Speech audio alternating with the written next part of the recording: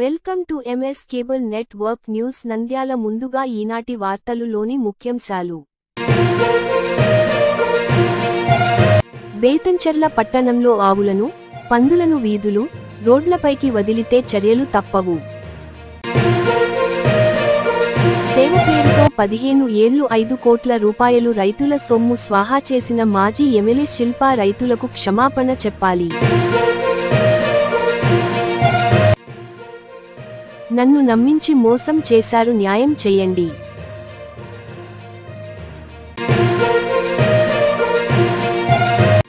ప్రభుత్వం వెంటనే విలేకరుల డిమాండ్లు నెరవేర్చండి.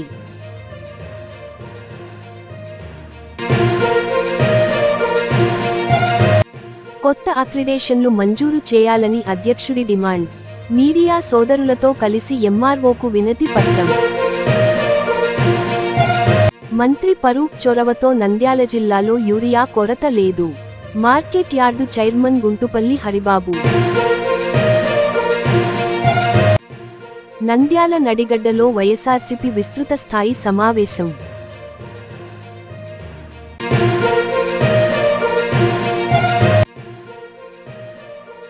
వైభవంగా శ్రీ భద్రకాళి సమేత వీరభద్ర స్వామి కళ్యాణోత్సవం.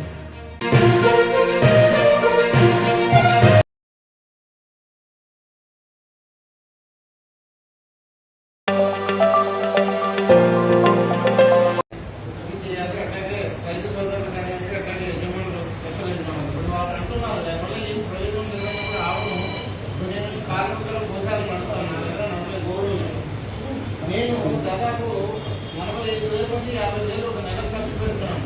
వాటి ఫీజు కానివ్వండి, అక్కడ మనుషులకు కానివ్వండి, వ్యవహారం కానివ్వండి, వ్యవహారం. మరి ఇక్కడ ఇది ఒకరొకరు 4-5 కష్టాలు ఉన్నాయి. ఎవరెవరు ఎంతెంత ఖర్చు పెడుతున్నారో ఒకసారి వాళ్ళు లెక్క చూసుకుంటే సరిపోతుంది.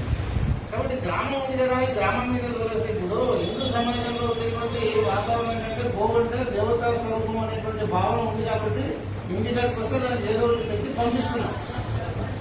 సరే బాగా కూడా, కానీ నిజంగా కూడా ఇక్కడ మొన్న ఒక గోవు అక్కడ చనిపోయింది. సంజయ్ గారి గేట్ దగ్గర నాకు ఫోన్ చేయడం జరిగింది. తర్వాత మొన్న పశువులాసుపత్రి దగ్గర ఒక గోవు ఈనింది. దాన్ని అక్కడే రోడ్లో పడేసి అట్లా ఉన్నారు. కనీసం ఎవడు దానికి సంబంధించినటువంటి వ్యక్తి ఎవడు ఏంటి చూసుకోవాల్సినటువంటి బాధ్యత కూడా వీళ్ళకి లేదు. కాబట్టి క్షమించే ప్రశ్నలే లేదు సార్. ఇది గోమాతను వాళ్ళు చేసేటువంటి వ్యవహారం ఏంటో అన్ని మాకు తెలుసు. తెలియని కాదు ఇవన్నీ. ఈ రోజు ఎందుకంటే సభాముఖంగా ఇది పెట్టేస్తే ఇష్యూ అవుతుందని చెప్పేసి నేను మాట్లాడడం లేదు. కాబట్టి దయచేసి అధికారానికి రెండో అవకాశం మేము కూడా ఇవ్వం, ప్రజలను కూడా ఇవ్వం. ఇప్పుడు మీరు చెప్తున్నారు రోడ్లలో మరి ఇన్ని ఇన్కన్వీనియన్స్ జరుగుతుంటే అధికారులు ఏం చేస్తున్నారు? మరి ఒకసారి నా గోశాలకు ఎత్తిచ్చారు, నేను తీసుకెళ్లాను. 12 అవర్లు 13 అవర్లు నా గోశాలకు ఎత్తిచ్చారు. మీరు ఇప్పుడు కూడా మొత్తం బేదంచెర్లలో ఎన్ని గోవులు ఉన్నాయో మొత్తం నాకు ఎత్తియండి, నా గోశాలలో నేను సాగుతాను. నా దగ్గర ఇంకోటి ఎవరు రాకూడదు. మళ్ళీ ఇది నాది ఇది నీది అని చెప్పేసి రాకూడదు. నా దగ్గర నేను దేశవ్యాప్తంగా ఇప్పటికి కొన్ని 100 గోవులు ఇచ్చాను. గ్రామాలలో 120 గ్రామాలతో సంపర్కం పెట్టాను నేను. రైతులు ఎక్కడ గోవు సంరక్షించబడతారంటే రైతుల దగ్గరనే గోవు సంరక్షించబడేది. కాబట్టి ఇట్లా ఏదో వ్యాపారం కోసం చేసేటువంటి సాగేవాళ్ళు మీద పెట్టి దాన్ని సాగుతారు. ఇవన్నీ జరిగే పనులు కాదు. అట్లాగే పందుల వాళ్ళు కూడా వాళ్ళ వ్యాపారం కోసం వాళ్ళు అన్ని పెట్టుకుని వాడు ఆదాయం పొందడానికి, వాళ్ళ లాభం పొందడానికి నా చేను నాశనం చేస్తాను, నా దొడ్డి నాశనం చేస్తానంటే నేనే కూర్చుండాలి.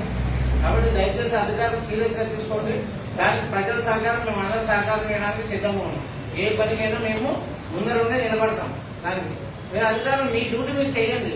మీరు మాటకి ఏదో ఇలాంటి మీటింగ్లు ఎన్ని పెట్టినా, ఎన్ని సమావేశాలు పెట్టినా దీనివల్ల పరిష్కారం కాదు. ఒకసారి ఒక నిర్ణయం జరిగిందంటే ఆ చట్టం అమలు జరిగి తీరాల్సిందే. ఎవరైనా సరే ఇందాక మీరు చెప్తారు, ఎవరైనా ఫోన్ చేయండి, ఎవరైనా ఏదైనా చేయండి.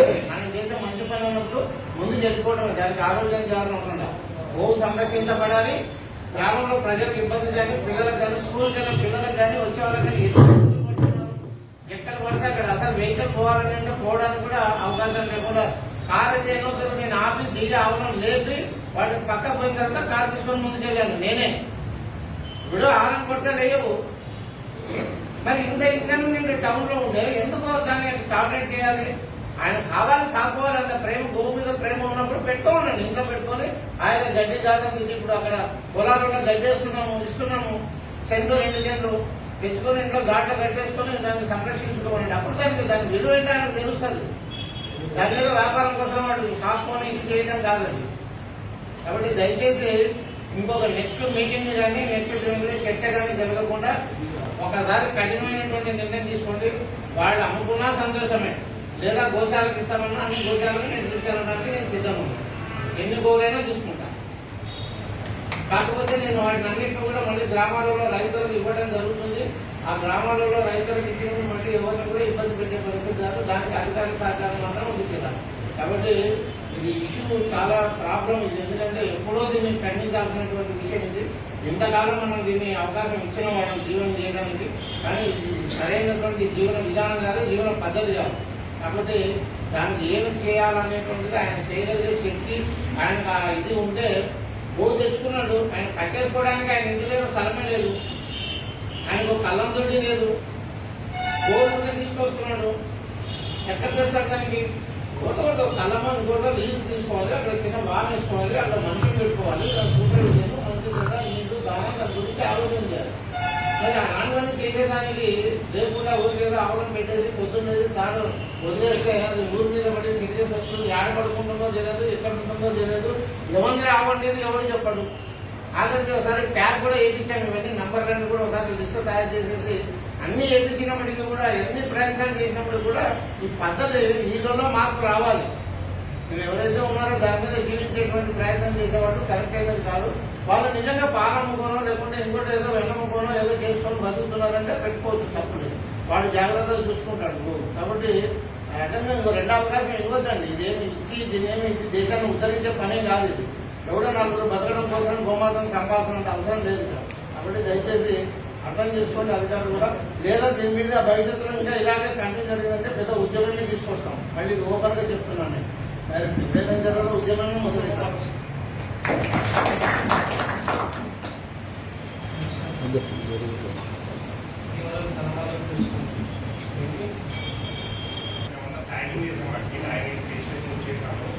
ప్రతిసారి ఏదైనా కంప్లైంట్ వచ్చిన ఒకసారి డ్రైవింగ్ సర్టిఫికేట్ అప్పుడు కాల్ చేస్తూ వచ్చారు. రైతు వచ్చి చేస్తున్న ప్రాజెక్ట్ ట్రీట్మెంట్ అన్నా ఓనర్ అయితే రావట్లేదు. ఖచ్చితంగా ఈ సత్యంగా ముందుకు రావడం, దానికి 1000 రూపాయలు ఖర్చు పెట్టడం జరుగుతుంది. అదే ఒక వస్తూ ఉన్నాడు పిల్లల వాళ్ళైతే కూడా బాగాలేస్తారు. ఒకటి ఏంటంటే ఆ పశువులు ఎక్కువ అంటే సైంటిఫిక్గా పోతే ఒక పశువుల నుంచి మనుషులకు వచ్చే రోగాలు కూడా కొన్ని ఉన్నాయి. అలా రేబీస్ ఎక్కువ ఉంది. ఈ పశువులను తినడము, ఈ కుక్కలు అంటే పడే బాధలు మాయపడిపోయింది. ఆ మాయని కుక్కలు తింటాయి. అట్లా కొన్ని రేబీస్ లక్షణాలు వల్ల ఆటోమేటిక్గా కుక్కలు కూడా విపరీతమైన రోగాలు రావడం అట్లా జరిగి పశువుల మీద వస్తున్నాయి. గమనించి అది మీరు చూసుకోవాలనుకోవచ్చు. అది మన స్థలం చూస్తే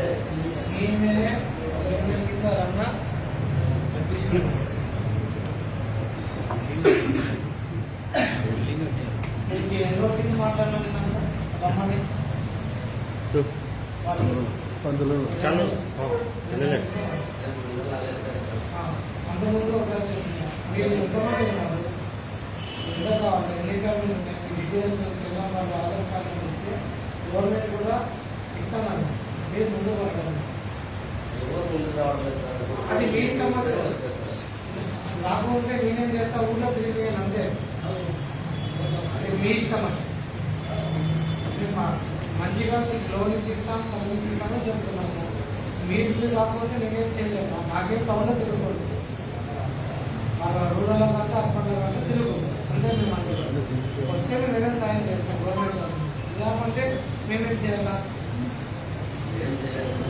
కానీ టౌన్లో తిరిగితే వదలం, వాళ్ళు పిలిచి పట్టేయడము ఏదో లేదు. ఇది లాస్ట్ థింగ్.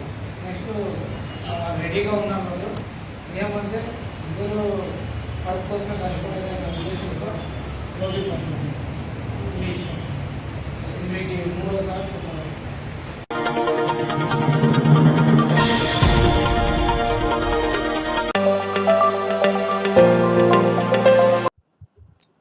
నంద్యాలలో మాజీ ఎమ్మెల్యే అంటే ముద్దుగా వైసీపీ వాళ్ళే సండే ఎమ్మెల్యే అని పిలుచుకుంటారు. అతను 3 నెలలకి 6 నెలలకి ఒక రోజు వచ్చి ప్రభుత్వం మీద, మా మంత్రి గారైన ఫరూక్ గారి మీద ఏవో లేనిపోని అబండాలు వేసి రైతుల్లో అపోహలు సృష్టించి పోవడానికి ప్రయత్నాలు చేస్తున్నాడు. కానీ అతను చెప్పే అసత్యాలని ప్రజలు నమ్మే పరిస్థితులు లేరు. ప్రజలకైతే సఫిషియెంట్గా ఇది అందుతుంది. మంత్రి గారు ప్రతిరోజు దీని మీద మానిటర్ చేసి అధికారులకి క్షుణ్ణంగా ఆదేశాలు ఇచ్చి ఆరోగ్య మంత్రి అయిన అచ్చెన్నాయుడు గారితో మాట్లాడి యూరియా అధికంగా కేటాయించేటట్లు ప్రయత్నాలు చేస్తున్నారని వ్యవసాయ అధికారులే ఈరోజు టెలికాన్ఫరెన్స్లో చెప్పడం జరిగింది. కానీ మాజీ ఎమ్మెల్యే గారైన శిల్పా రవిచంద్ర కిషోర్ రెడ్డి గారికి ఆ విషయాలు అర్థం కావు.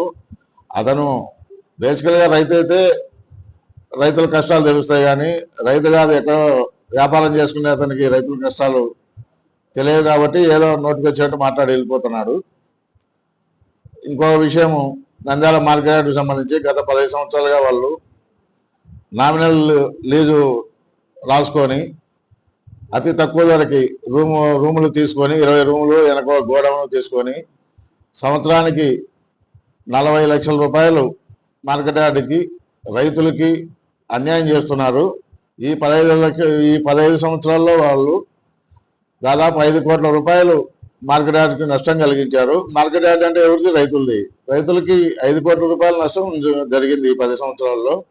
వాళ్ళు కాబట్టి వాళ్ళు మేము సేవ చేస్తామంటున్నారు. ఆ సేవ ఏదో రైతులకి వాళ్ళ వల్ల నష్టపోయిన మార్కెట్ యార్డ్కి 5 కోట్లు వివిధ అభివృద్ధి పనులు చేసి వాళ్ళు నష్టాన్ని భర్తీ చేయాలని కోరుకుంటున్నాను. ఇప్పటికైనా వాళ్ళు ఆ షాపుల్ని వదిలిపెట్టి బయట ఎక్కడైనా కానీ వాళ్ళు బయట ప్రైవేటు షాపులు తీసుకొని వాళ్ళు ఎంతైనా సేవ చేయొచ్చు ప్రజలకి, ఎవరు కాదండు. గవర్నమెంట్ సమృద్ధి తింటా ప్రజలకు సేవ చేస్తున్నామని చెప్పే మాటలు అబద్ధం అయ్యి ప్రజలకి తెలియవు అనుకోవడం అవివేకము. కాబట్టి వాళ్ళు ఇప్పటికైనా మేల్కొని ఆ షాపుల్ని మార్కెట్ యార్డ్కి వదిలిపెడితే ప్రజలకి మరియు రైతులకి ఆదాయం కలిగే విధంగా పబ్లిక్ యాక్షన్కి పోయి ఒక 100 కుటుంబాల వరకు బాగుపడతారు ఈ రూముల వల్ల. అందువలన ఇప్పటికైనా కానీ శిల్పా రవిచంద్ర కిషోర్ రెడ్డి గారు ముందు ఈ షాపులు వదిలిపెట్టి తర్వాత దేని గురించైనా మాట్లాడాలని నేను కోరుకుంటున్నాను.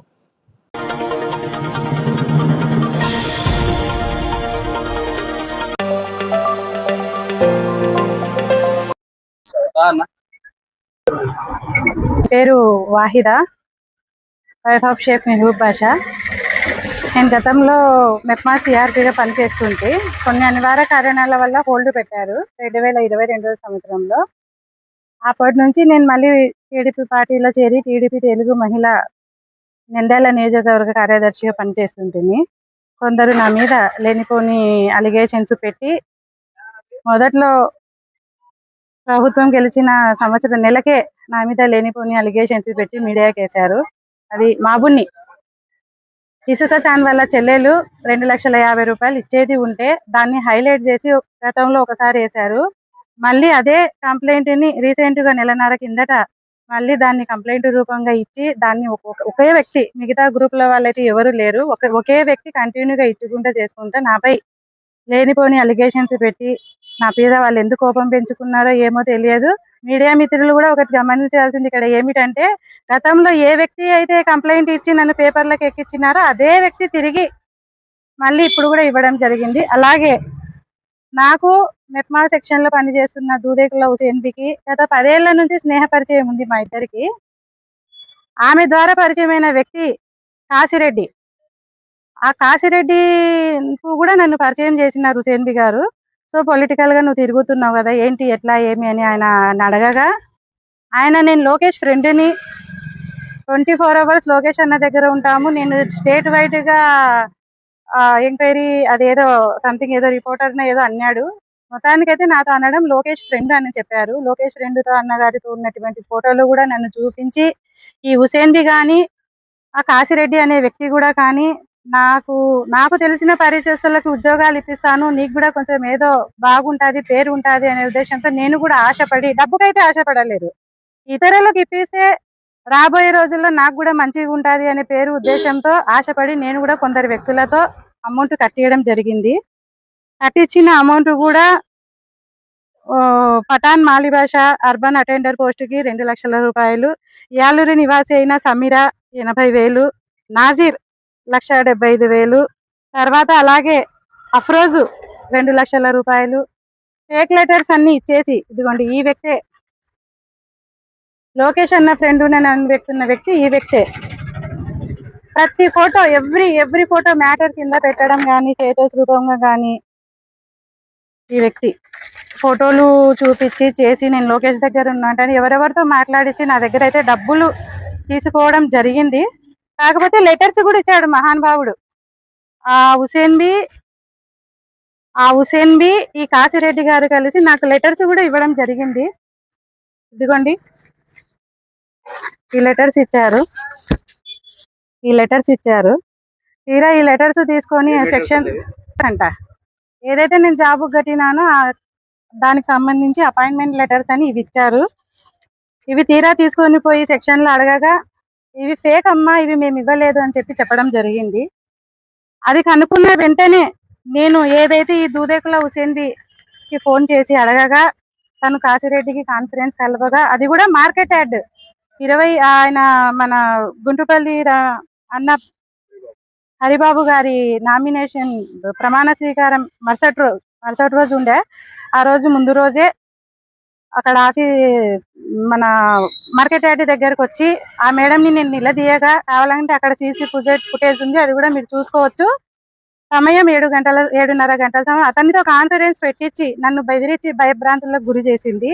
కానీ నేను ఎక్కడ ఆగేది ఉండదు, దీనిపైన అయితే నేను లోకేష్ అన్న దగ్గరికి కూడా వెళ్తాను అని చెప్పడంతో ఏవైతే ఈ చిన్న చిన్న అలిగేషన్స్ ఉన్నాయో ఆ అలిగేషన్స్ అన్ని ఈ కాశిరెడ్డి హుసేన్ బి గారు కలిసి నా మీద లేనిపోనివి పెట్టేసి నన్ను సబ్ జైలుకు కూడా పంపించడం జరిగింది. 34 days అయితే నేను ఉండొచ్చిన్నాను. ఏ తప్పు చేయకుండా నేను ఉండొచ్చిన్నాను. నేను అప్పునేది వాస్తవం. ఆ గ్రూపులో ఆ శ్రీదేవి నగర్ మొత్తం కలిపినా కూడా నేను ఇవ్వాల్సింది ఒక గ్రూపుకే. ఆ ఒక గ్రూపును పట్టుకొని లేనిపోని నా పర్సనల్ ఇష్యూస్ అన్ని తవ్వి చేసి 34 days నన్ను బెయిల్ రాకుండా నన్ను జైల్లో పెట్టడం జరిగింది. దీని మీద అయితే ఖచ్చితంగా పోలీసు వాళ్ళు నాకు న్యాయం చేస్తారని నేను అనుకుంటున్నాను. అలాగే ఏదైతే లోకేష్ అన్న గారి పేరు చెప్పుకొని తిరుగుతున్నారో, అయ్యా కాశిరెడ్డి ఈ లోకేష్ అన్న గారి పేరుని నువ్వు బయట బద్నాం చేస్తున్నావు అన్న వరకు విషయం అయితే ఖచ్చితంగా తీసుకుపోతాను. ఈ విషయాన్ని కనుక బయట పెడితే నిన్ను చంపేస్తానని కూడా నువ్వు నన్ను బెదిరించడం జరిగింది. నీలాంటి తాటాపు బెదిరులకైతే నేను భయపడను. 34 రోజులు నువ్వు జైల్లో పెట్టినా కూడా నేను మనగైతే లేను. ఎందుకంటే నీ చెడు ప్రభావం నాలాంటి వాళ్ళు కాకపోతే ఎవరు తీసుకొస్తారు బయటికి, నాలాగా ఎవరు మోసపోకూడదు అనే ఉద్దేశంతో మీడియా మిత్రులకి ఈ విషయం తెలియజేస్తున్నాను.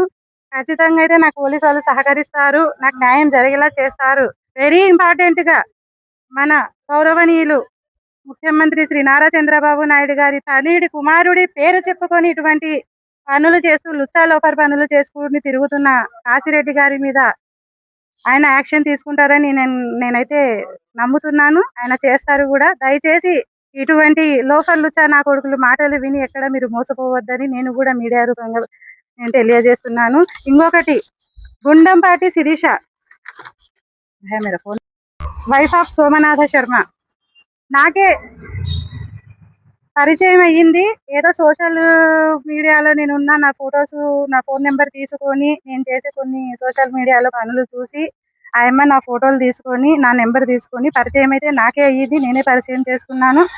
ఆమె నాకు బయట అందరు బాగా తెలుసు, నేను పెద్దగా ఉన్నాను, పెద్ద వాళ్ళతో తిరుగుతాను, నన్ను మీడియేటర్ గా పెట్టుకున్నారు ఇక్కడ అందరు అని చెప్పడంతో స్థలాలకు సంబంధించి నీకు స్థలం ఇప్పిస్తాను అంటే రైతు నగరం స్థలానికి సంబంధించి మొత్తం దాదాపుగా 10 లక్షలకు మాట్లాడుకొని ఆమె చూపించిన ఫేక్ పట్టాల ద్వారా చూసి నేను మోసపోయి ఆమెకైతే డబ్బులు ఫోన్లో ఉన్నాయి, అవన్నీ పెడతాను, డబ్బులు అయితే ఇవ్వడం జరిగింది. దాదాపుగా 9,80,000 రూపాయలు ఇచ్చాను. ఆమె కూడా అవి తర్వాత చూసి అవన్నీ నకిలీ మోసాలని చెప్పి ఎవరో దిక్కు అంట పీడీ యాక్ట్ లో వెళ్ళారు.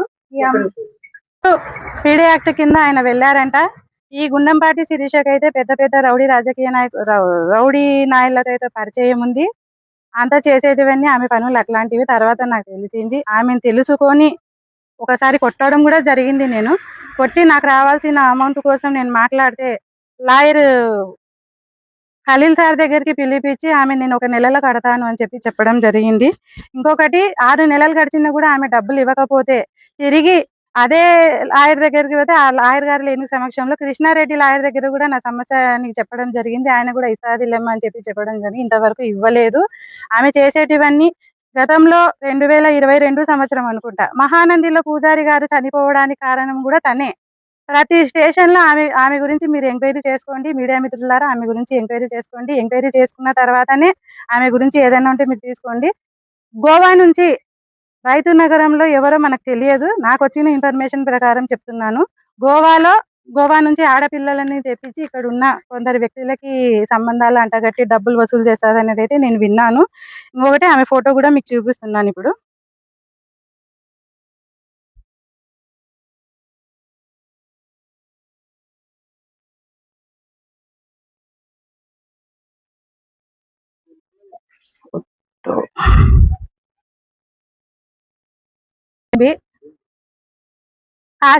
కాశిరెడ్డి గారికి పరిచయం చేసింది ఈమెనే. ఈమెతో నాకున్నటువంటి అనుబంధం 10 ఏళ్ల నుంచి మా ఇద్దరికి స్నేహబంధం ఉంది.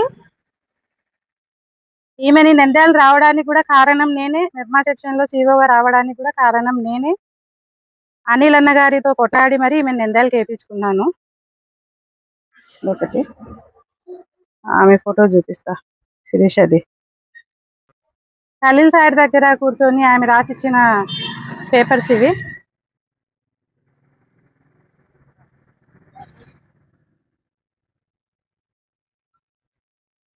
కూడా ఉంది.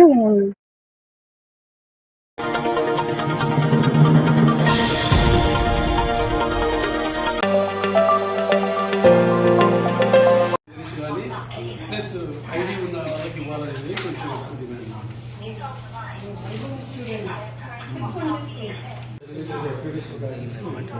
ఇళ్ళ స్థలాలు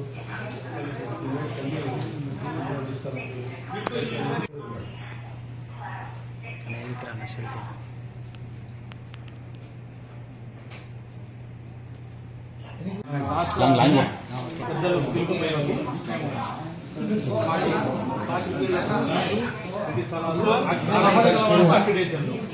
నా మొదలైన ఎన్నికోనా నా ఎన్నికోనా ఇచ్చిన ఎక్స్ప్లెనేషన్ స్టేట్ లో ఎక్కడా లేదు.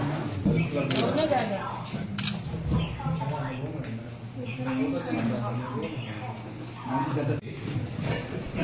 వ్యవసాయం చేసినట్టు సంతోషపడాలి.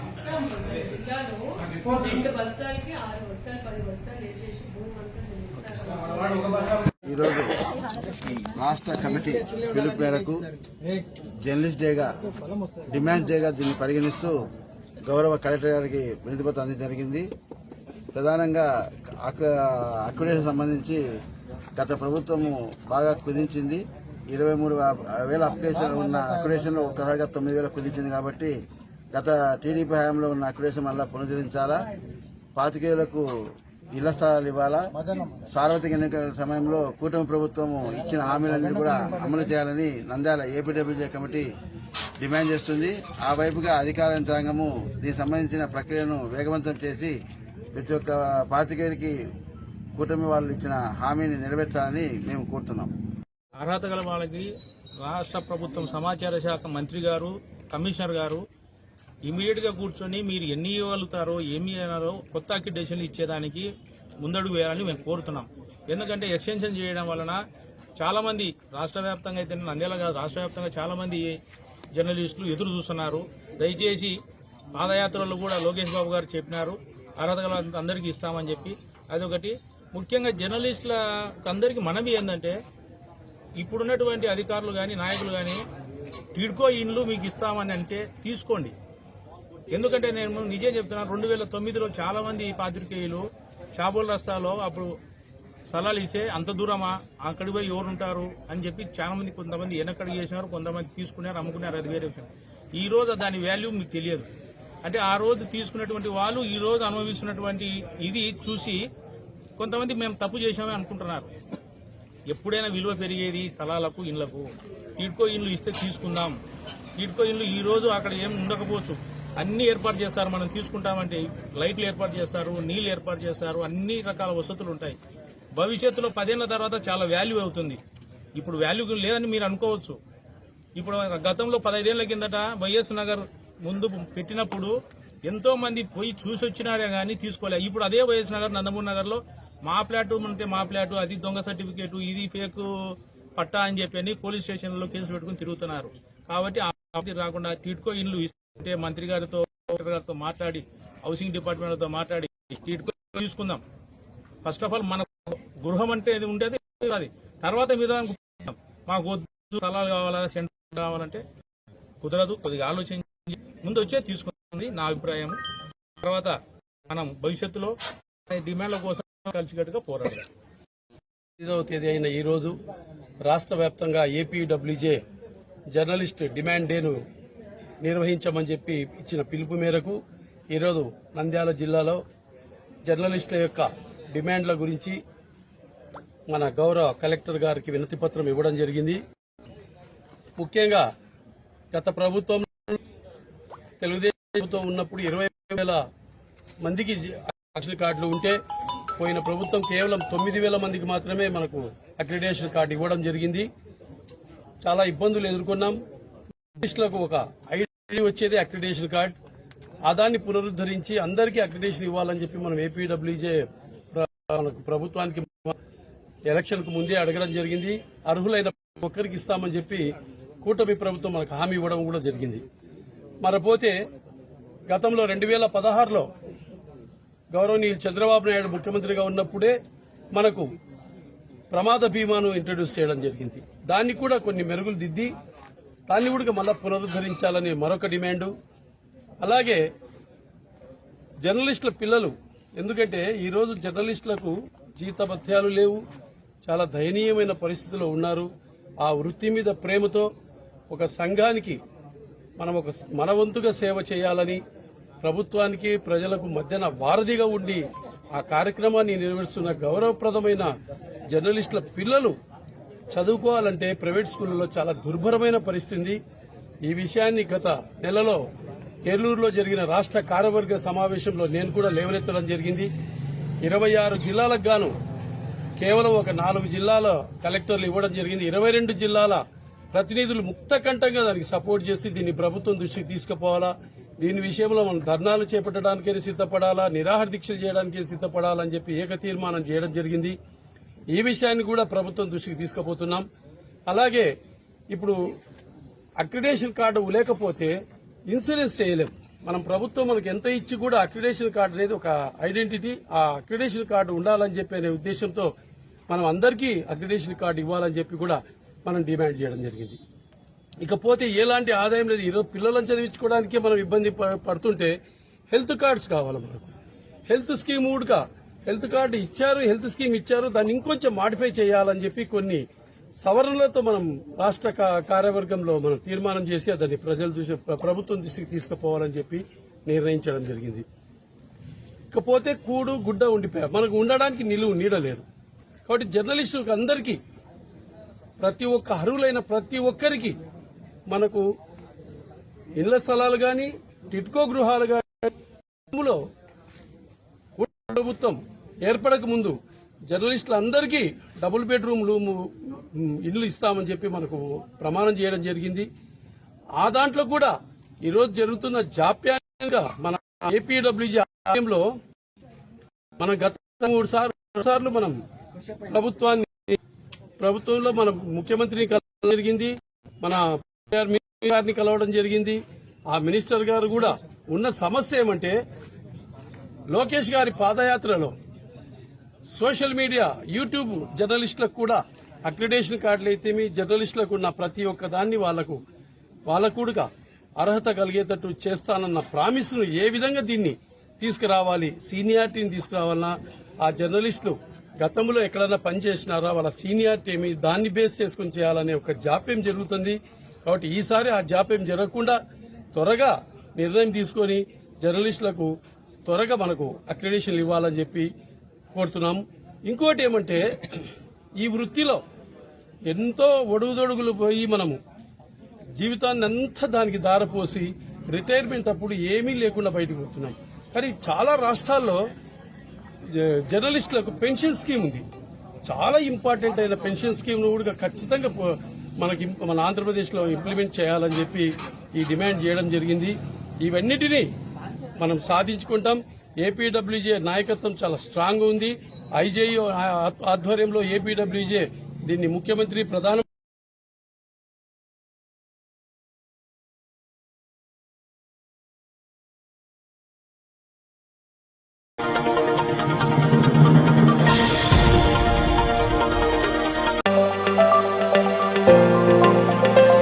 ఆంధ్రప్రదేశ్ ఆలగడ్డ నియోజకవర్గం తరఫున ఎన్టీవీ సేన నేను ప్రెసిడెంట్గా మీకు ఇస్తున్న వినతి పత్రం ఏంటంటే, మన జర్నలిస్ట్ సోదరులందరూ ఎంతో కష్టపడుతున్నారు మేడం. వారి కోసం ఇళ్ల స్థలాలు కేటాయించి ఇల్లు కట్టుకునే విధంగా మీరు కొంచెం మీ పాత్ర పోషించి మా కోసం సహకారం చేయాలని కోరుకుంటున్నాము. ఎమ్మెల్యే గారితో మాట్లాడి వాళ్ళ చర్చించి కలెక్టర్ మేడం గారితో జర్నలిస్ట్ సోదరులు మాకు వినతి పత్రం ఇవ్వడం జరిగింది కదా అని చెప్పేసి వారితో మాట్లాడి మేము పాత్ర పోషించి కొంచెం మా కోసం సహకారం చేయాలని కోరుకుంటున్నాను.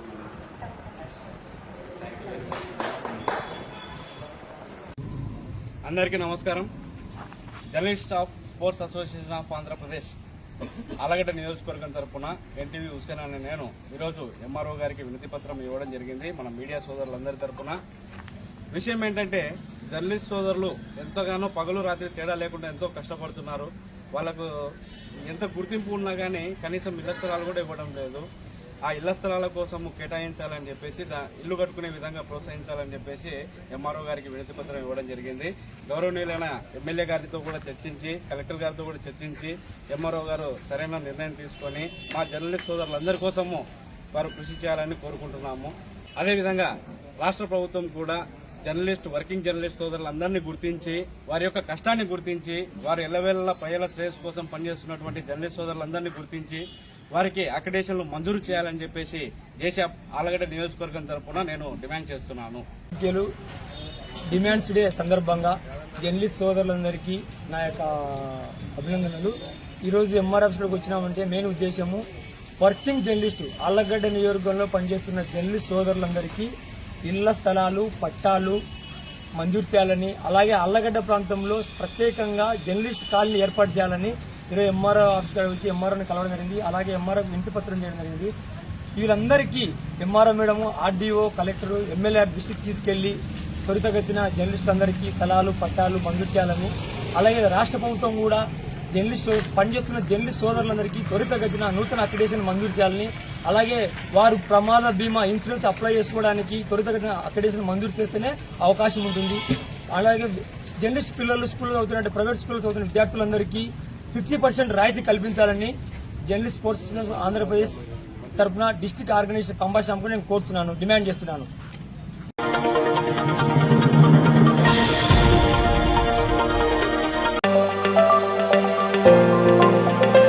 అందరికీ ధన్యవాదాలు.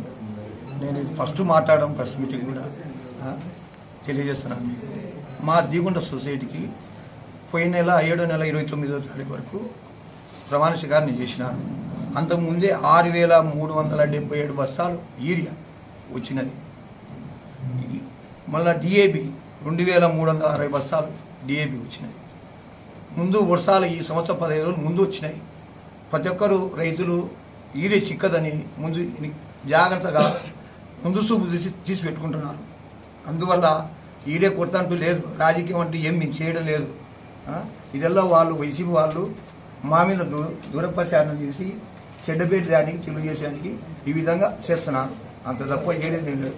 ఇంకోటి నిన్న శిల్పా కిషోర్ గారు మా ఊరి గురించి ఎత్తినాడు, మా జన్మ గారు ఏమని ఎత్తినాడు, జూలపల్లె పుల్లయ్య గారు తప్పుడు కేసులు పెట్టి ఇవ్వాలని మాట్లాడుతున్నాడని అన్నాడు.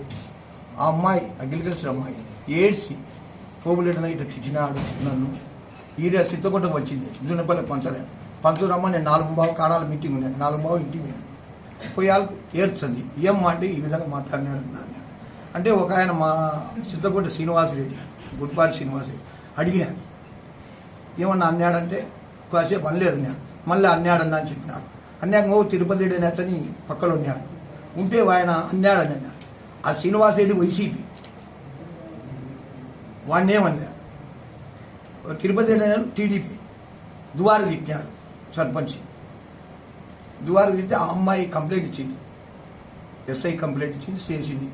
ఈ మన మాజీ ఎమ్మెల్యే గారు జూనపల్లి ఎత్తి పడుతున్న 40 సంవత్సరాల కూడా ఏ గలాట ఊరు కూడా కాదు.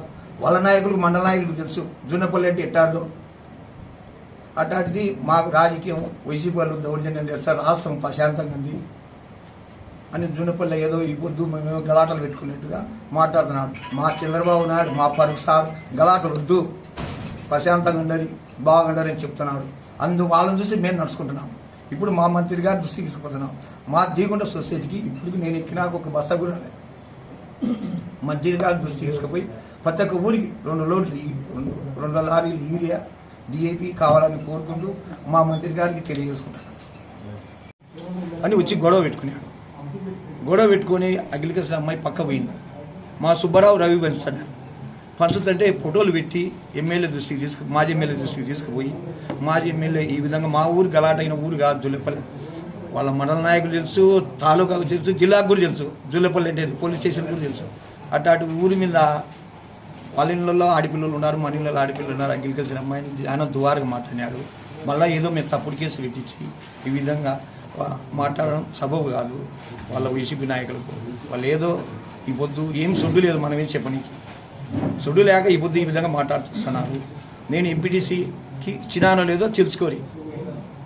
మళ్ళీ 2వ టిప్పు ఇవ్వాలంటే ఫస్ట్ ఇయ్యాలకు ఇవ్వాలా, 2వ టిప్పు మళ్ళీ రాబొమ్మ మంగళవారం బుధవారం వస్తా అంటే గొడవ పెట్టుకున్నారు కాబట్టి మేమేం గొడవ దలుచుకోలేదు, గొడవ పెట్టుకోలేదు. వాళ్ళే కావాల్సుకొని ఊహించుకొని ఈ విధంగా మాట్లాడినారు నిన్న మాజీ ఎమ్మెల్యే గారు.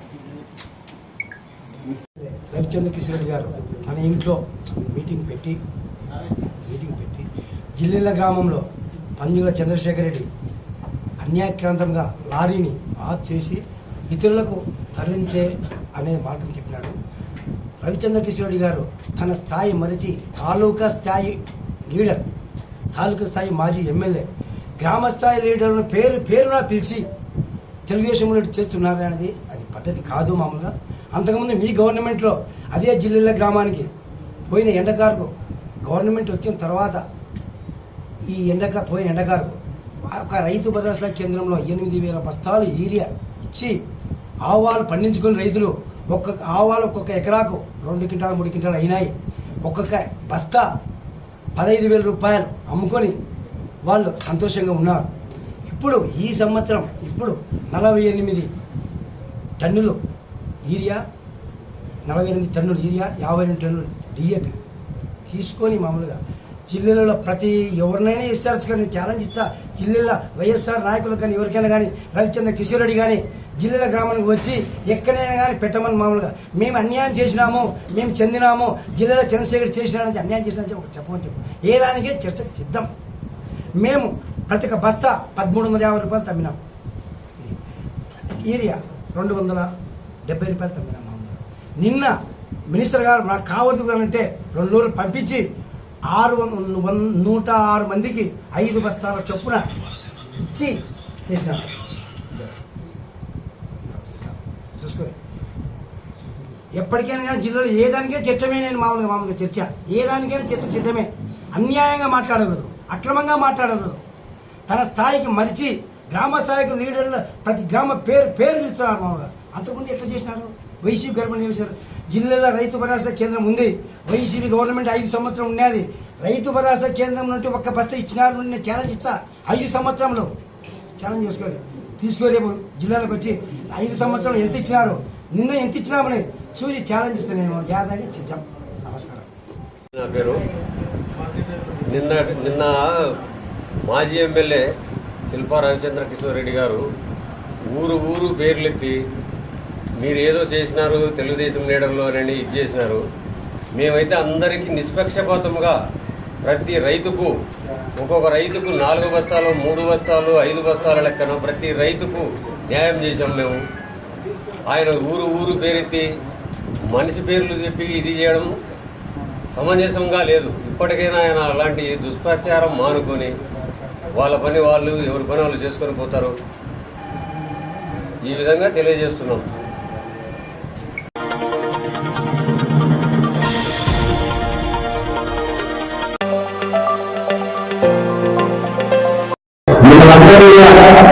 తదుపరి చాలా సందర్భంగా ఉంది.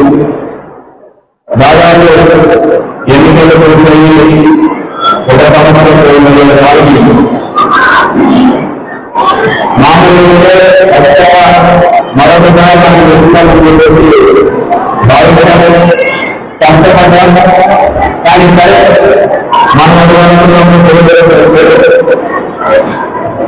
కూర్చోడానికి అధికారులు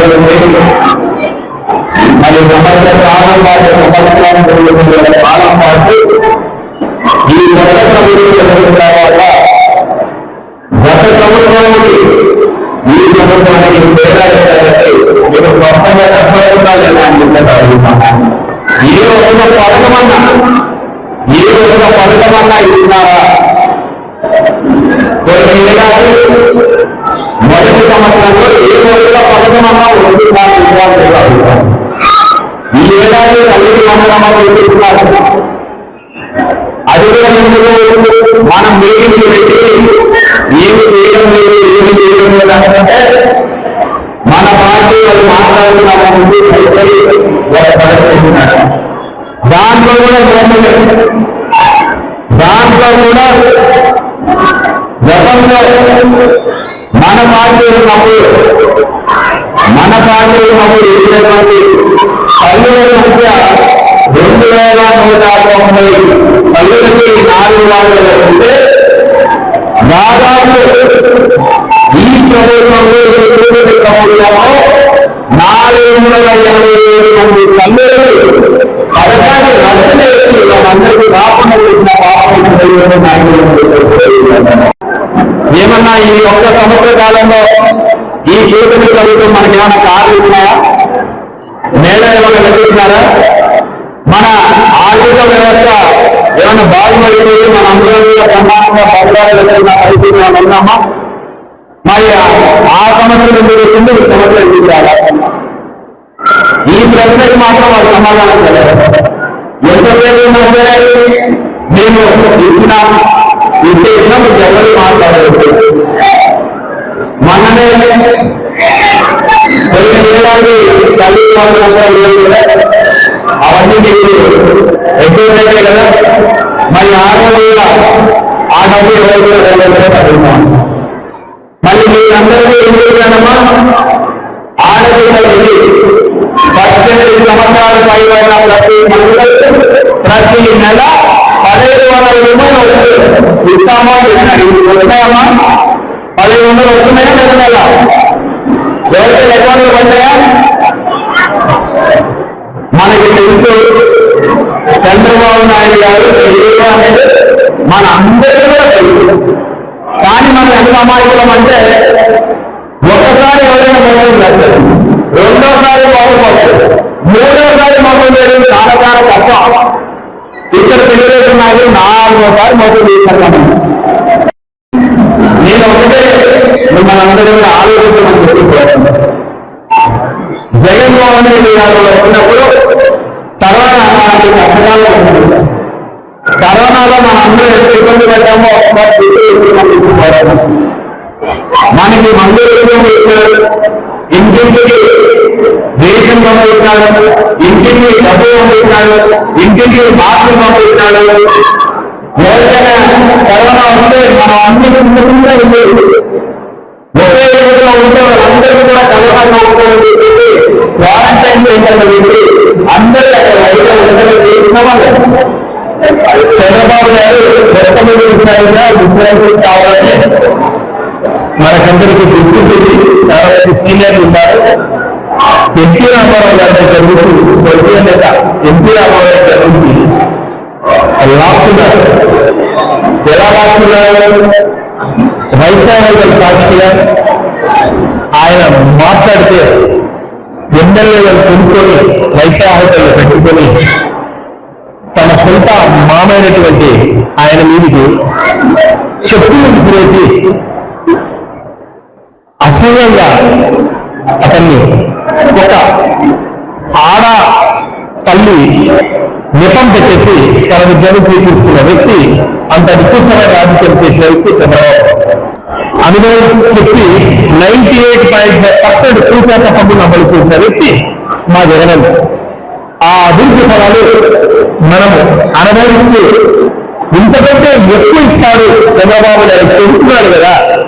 మనం పేదవాళ్ళము, మనకు ₹1 ఎక్కువ వచ్చినా మనకన్నిటికీ వెసులుబాటుగా ఉంటుంది అని చెప్పేసి నమ్మి చంద్రబాబు నాయుడు కించిత్తు ఎమరపాటు పడి చంద్రబాబు నాయుడు ముఖ్యమంత్రి చేసుకోలేదు. ఈరోజు ముఖ్యమంత్రి అయిన తర్వాత తన నైజం చూపించడం జరుగుతారు. ఎన్ని రకాలుగా అమలు చేస్తున్నారు. ఆయన చెప్పిన ఏ ఒక్క వాగ్దానాన్ని కూడా పూర్తిగా అమలు పరిచిన వ్యక్తి లేదు. సూపర్ 6 లో ఎన్నో చెబుతున్నాడు, మోసం చేస్తున్నారు. అందరూ సూపర్ 6 గురించే మాట్లాడుతూ ఉన్నారు. సూపర్ 6 కాకుండా 143 వాగ్దానాలు ఆయన ఎలక్షన్ మేనిఫెస్టోలో ఉన్నాయి, మనమందరం తెలుసు. అలాగే చంద్రబాబు నాయుడు గారు, ఉప ముఖ్యమంత్రి పవన్ కళ్యాణ్ గారు ఇద్దరు మనకి ఇంటింటికి ఒక బాండులకు సంతకాలు చేసి వెళ్ళలేదు.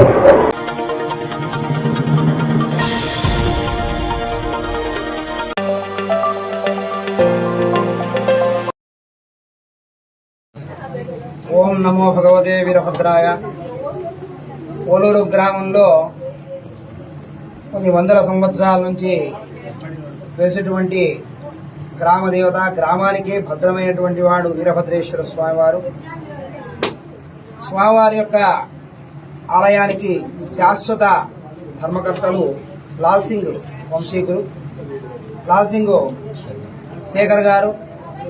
వీరు ధర్మకర్తగా ఉంటూ ఆలయాన్ని చక్కగా నిర్వహిస్తున్నారు. ఈరోజు స్వామివారి యొక్క పుట్టినరోజు, వార్షికోత్సవం కాబట్టి అందులో భాగంగా లోక కళ్యాణం కొరకు దేశమంతా కూడా పాడి పంటలతో సుభిక్షంగా, ఓలూరు గ్రామ ప్రజలందరూ కూడా ఆయురారోగ్యాలతో, ఎందుకంటే గ్రామ కళ్యాణమే దేశ కళ్యాణం.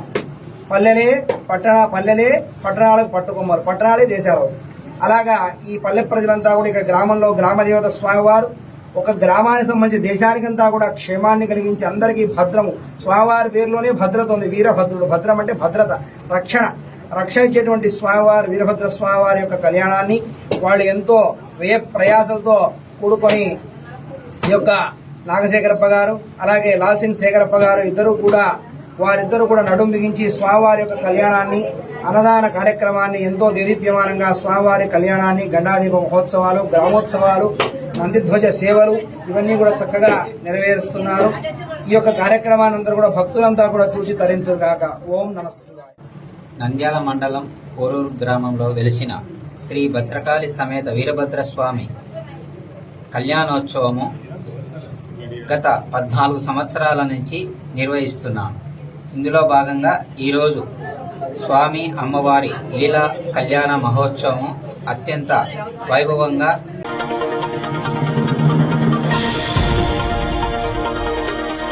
వార్తలు ముగించే ముందు మరోసారి ముఖ్యాంశాలు. బేతంచెర్ల పట్టణంలో ఆవులను, పందులను వీధులు, రోడ్లపైకి వదిలితే చర్యలు తప్పవు. సేవ పేరుతో 15 ఏళ్లు 5 కోట్ల రూపాయలు రైతుల సొమ్ము స్వాహా చేసిన మాజీ ఎమ్మెల్యే శిల్పా రైతులకు క్షమాపణ చెప్పాలి. నన్ను నమ్మించి మోసం చేశారు, న్యాయం చేయండి.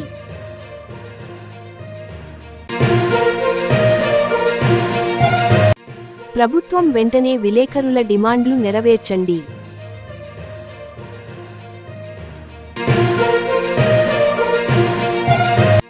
కొత్త అక్రిడేషన్లు మంజూరు చేయాలని అధ్యక్షుడి డిమాండ్. మీడియా సోదరులతో కలిసి ఎంఆర్ఓకు వినతి పత్రం. మంత్రి ఫరూక్ చొరవతో నంద్యాల జిల్లాలో యూరియా కొరత లేదు. Market yard chairman Guntupalli Haribabu. Nandyal నడిగడ్డలో వైఎస్ఆర్సీపీ విస్తృత స్థాయి సమావేశం.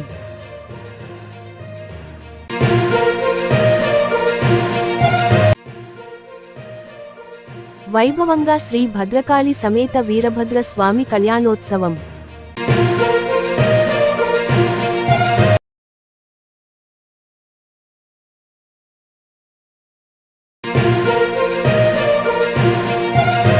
బేతంచెర్ల పట్టణంలో ఆవులను, పందులను వీధులు, రోడ్లపైకి వదిలితే చర్యలు తప్పవు. సేవ పేరుతో 15 ఏళ్లు 5 కోట్ల రూపాయలు రైతుల సొమ్ము స్వాహా చేసిన మాజీ ఎమ్మెల్యే శిల్పా రైతులకు క్షమాపణ చెప్పాలి. నన్ను నమ్మించి మోసం చేశారు, న్యాయం చేయండి.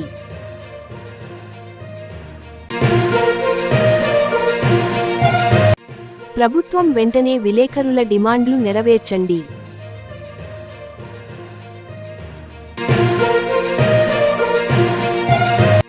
కొత్త అక్రిడేషన్లు మంజూరు చేయాలని అధ్యక్షుడి డిమాండ్. మీడియా సోదరులతో కలిసి ఎంఆర్ఓకు వినతి పత్రం. మంత్రి ఫరూక్ చొరవతో నంద్యాల జిల్లాలో యూరియా కొరత లేదు. Market yard chairman Guntupalli Haribabu.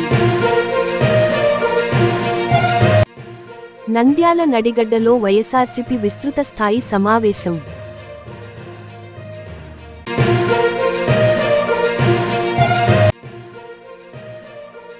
వైభవంగా శ్రీ భద్రకాళి సమేత వీరభద్ర స్వామి కళ్యాణోత్సవం.